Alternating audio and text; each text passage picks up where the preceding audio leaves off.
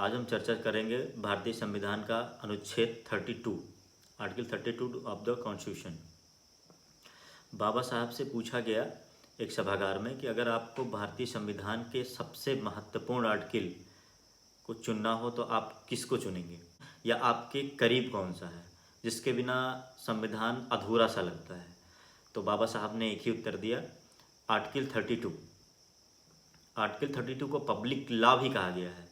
मतलब ये इतना ब्रॉड है, इसमें 5 प्रकार के रेट का भी जिक्र किया गया है। जैसा कि आर्टिकल 32 के तहत आप जो है सुप्रीम कोर्ट जा सकते हैं, और 226 के तहत आप हाई कोर्ट जा सकते हैं। इसमें 5 प्रकार की रेट बताई गई है। 5 प्रकार की रेट का डिस्क्रिप्शन इतना ब्रॉड है कि आप एक एक शब्द को पढ़िए और एक एक शब्द से आपके सारे प्रोटेक्शंस, सारे लॉस को जो है ये कवर करता है। मान लीजिए आपका फंडामेंटल राइट हनन हो रहा है, या जो भी XYZ, मैं भी आपको 5 प्रकार की रेट को दिखाता हूँ, बताता हूँ कि ये 32 इतना महत्वपूर्ण कैसे हुआ। और बाबा साहब ने बताया भी कि article 32 has been called the heart and soul of the constitution. तो ये एक बहुत ही महत्वपूर्ण आर्टिकल है, और इसको समझने के लिए हम सबसे पहले 5 प्रकार के रेट को डिस्कस करेंगे। 5 प्रकार की रिट में कौन कौन सी रिट कैसे आती है, जो मैं आपको दिखाता हूँ 5 प्रकार की रिट कैसी होती हैं। तो 5 प्रकार की रिट में सबसे पहले आती है habeas corpus. Habeas corpus, mandamus, quo warranto, certiorari provision. अब सबका अपना अपना एक अलग तथ्य है। हैबियस कॉर्पस क्या है, क्यू वारंटो क्या है, सर्च्योररी क्या है, प्रोविजन क्या है, इन सारे आर्टिकल का सारे रिट्स या को हम अलग अलग तरीके से डिफाइन करेंगे और बताएंगे कि इनका क्या तात्पर्य है और कैसे है। तो चलिए स्टार्ट करते हैं। सबसे पहला आता है हैबियस कॉर्पस। हैबियस कॉर्पस क्या है बेसिकली? तो habeas corpus literally means you may have the body.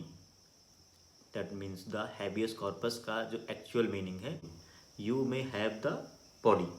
तो it is issue from an order issued by the Supreme Court or High Court calling upon a person by whom another person is detained to bring the detainee before the court and to inform the court by the what is authority has been detained the person। अब इस चीज़ को prepare करने के लिए mainly इसका object जो है, इस रिट का ऑब्जेक्ट है कि writ is given quick and immediate remedy to the person to release from unlawful detention. That meaning of the habeas corpus. तो मैं आपको बता दूं, इसका मेन जो ऑब्जेक्ट है, the habeas corpus writ is main object. The object of the writ is to give a quick and immediate remedy to a person for his release from an unlawful detention. तो इस तो महत्वपूर्ण। अब immediate relief मिलना, habeas corpus. अब समझ लीजिए कि अगर मान लीजिए किसी भी व्यक्ति को अनलॉफुली तरीके से डिटेन कर लिया गया, अब उस चीज़ को, क्योंकि मान लीजिए आपने अनलॉफुल, तो ये कैसे पता चलेगा अनलॉफुल? तो उस चीज़ को डिफाइन करने के लिए फट से हैबियस कॉर्पस है। Habeas corpus is the most important writ. अब दूसरा आता है मैंडमस। मैंडमस, इसका मैंडमस मतलब ऑर्डर दिया जाता है। जैसे the term of mand it is the command issue by the court asking public authority. Mandamus का जो मेन ऑर्डर है, ऑर्डर देना। इसमें देखिए पब्लिक ड्यूटी को परफॉर्म आप कर रहे हैं नहीं, इस चीज़ को बताया गया।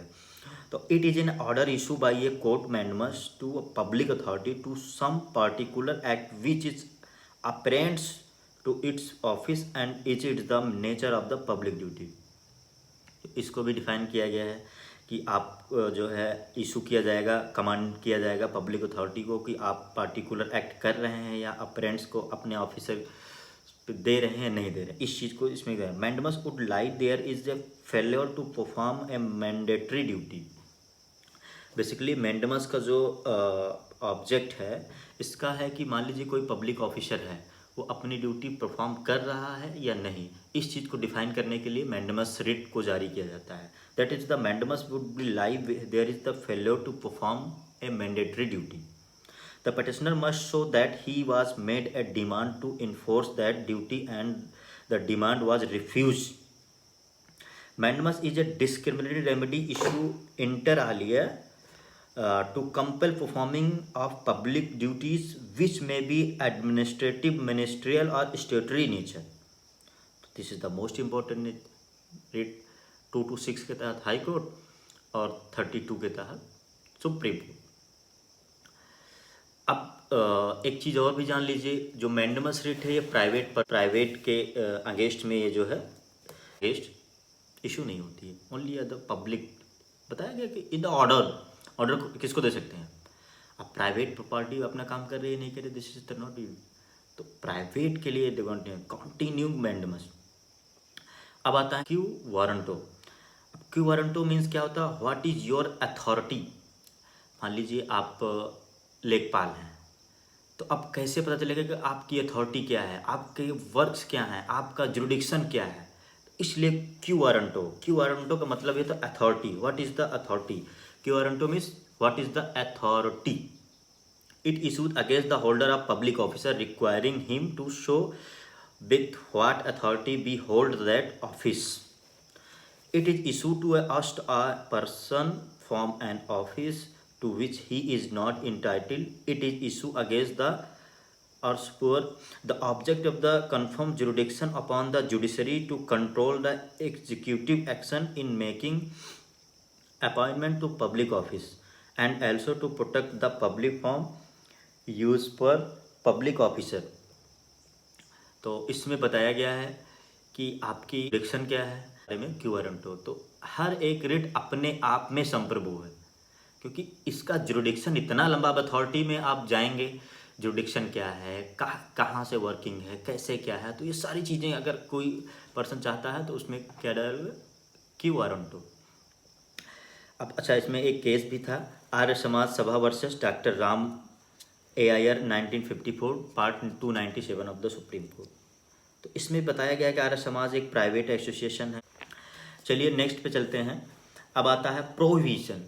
प्रोहिबिशन मतलब टू प्रोहिबिट, मना कर देना किसी चीज़ को। अब मैं बता दूं प्रोहिबिशन का मतलब क्या था, प्रोहिबिशन का मतलब क्या था। That it is the prohibition means कि मान लीजिए लोअर कोर्ट का जुरिडिक्शन वहाँ पे नहीं होता है और वो चीज़ें वो डिफाइन करती है, तो हाई कोर्ट और सुप्रीम कोर्ट क्या कर सकता है, उस चीज़ को मना कर सकता है कि आपका जुरिडिक्शन यहाँ पे नहीं है, so you can not define.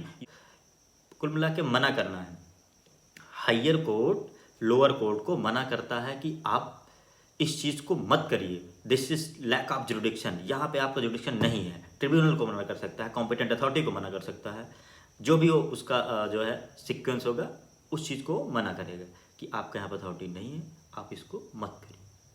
तो ये है that mean the main meaning of the provision. अब आता है सर्सियोररी। सर्सियोररी मीन्स होता है to certify. What is the meaning of certiorari writ, to certify.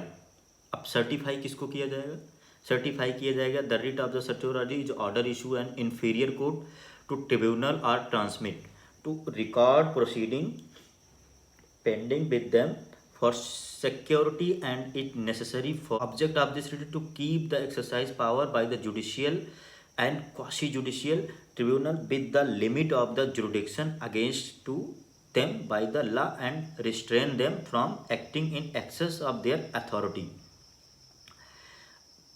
अब मैं बता दूं सर्सियोररी जो है जुडिशियल और क्वासी जुडिशियल अथॉरिटी के कुछ ग्राउंड्स हैं, जैसे वांट और excess of jurisdiction, violation of the principle of natural justice, violation of principle of natural justice, error of law apparent on the face of record. इस चीज़ों में certiorari issue होती है।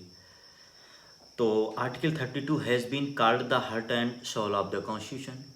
This is the most important thing, this is the most important point for the article 32। And दूसरा एक public law है। 32 is protect the fundamental right but 226 issue other purpose like ADR administrative। मैं आपको बता दूं article 32 जो है वो फंडामेंटल राइट्स को प्रोटेक्ट करती है, लेकिन अगर आप आर्टिकल 30 है कि आर्टिकल 32 और 226 में क्या डिफरेंस है, तो दो चीज़ें हम आपको डिस्क्राइब करेंगे। सबसे पहला क्या है, ये सुप्रीम कोर्ट में आर्टिकल 32 के तहत आप सुप्रीम कोर्ट को जा सकते हैं और 226 के तहत आप हाई कोर्ट आ सकते हैं। सेकेंड क्या है डिफरेंस, आर्टिकल 32 क्या करता है, आर्टिकल 32 आपका जो है फंडामेंटल राइट को प्रोटेक्ट करता है, लेकिन 226 क्या करता है, ये एडमिनिस्ट्रेटिव को जो है एम्पावर देता है, एडमिनिस्ट्रेटिव